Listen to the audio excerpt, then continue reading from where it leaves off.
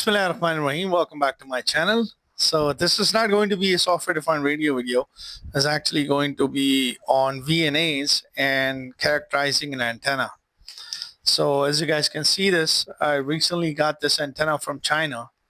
And this is actually supposed to be an ultra-wideband directional antenna that's supposed to operate from 1.4 gigahertz all the way up to 12 gigahertz. And it's supposed to have a gain of 6 dBi. So it's perfectly fine with 2.4 gigahertz and 5.8 gigahertz band, and it's supposed to be an ultra wideband antenna. And this is how this particular antenna looks like. So it's a wideband PCB based antenna that has a geometry that looks something like this. And on the back side of it, this is how it looks like. So we're going to characterize this antenna using a LiteVNA, which is actually a spectrum analyzer. So this spectrum analyzer, I think I made a video on it, how to calibrate this and things like that. So we're going to turn this on. Once you turn this on, you will see a lot of gibberish like this. So we're going to go in, we're going to go to calibrate, and then we're going to reset the calibration, reset all. And this is what it looks like so far. So in yellow, this is what an S11 looks like. So we're looking at from 10 megahertz all the way up to 3 gigahertz.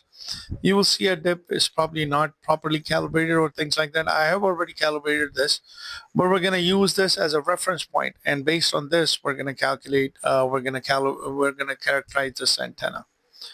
So the first thing I need to do, I need to connect this antenna. For that purpose, I am using a male-to-male connector. And I'm going to just simply tie this connector in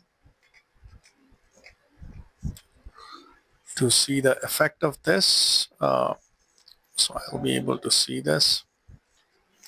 And let me tighten this up. So we're good to go. Move this over here. Let me tighten this up. Let me tighten this up as well. So this is what it looks like so far. It has to be tight actually. The reason I'm not using a pigtail is because you won't be able to see it on the screen.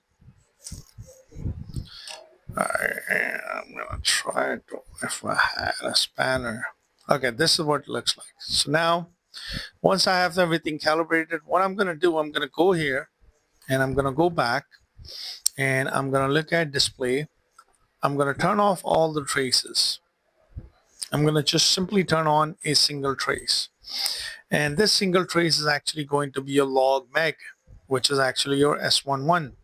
So as you can see, from 10 megahertz, it's a very poor antenna. And if I were to use this rotary knob over here, I'll be able to see where do I get my first major dip. So somewhere around at 1.4 gigahertz, as it was advertised, it is you have about negative 12 dB of S11.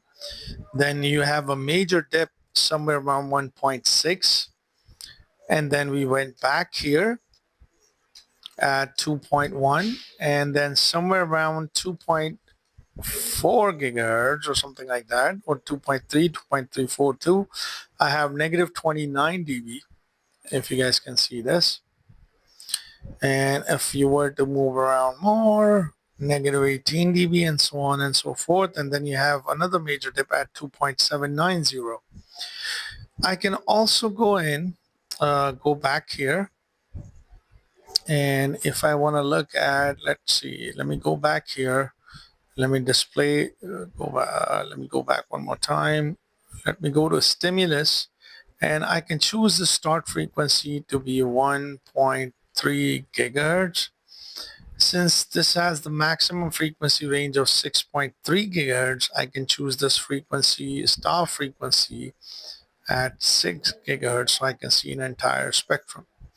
So this is what S11 looks like so far for this particular antenna, which is supposed to be an ultra-wideband antenna.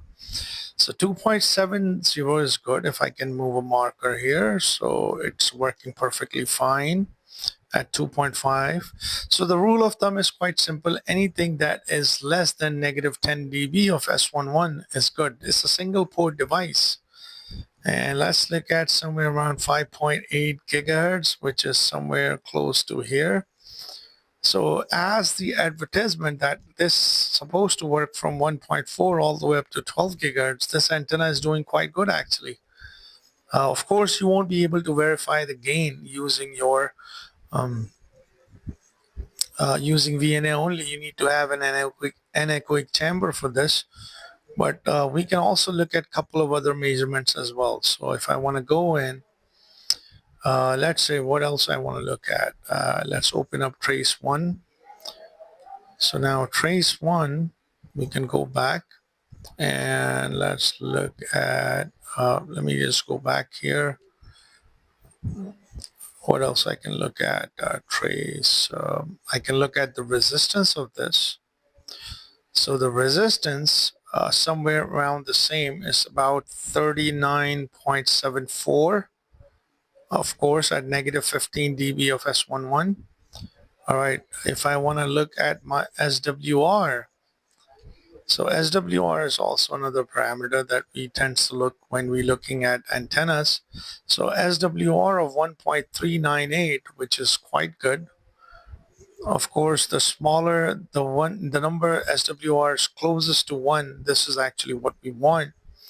I can move the marker so I can see 1.5 here. Let's look at the lowest possible point here. So let's see. So this is like 1.1.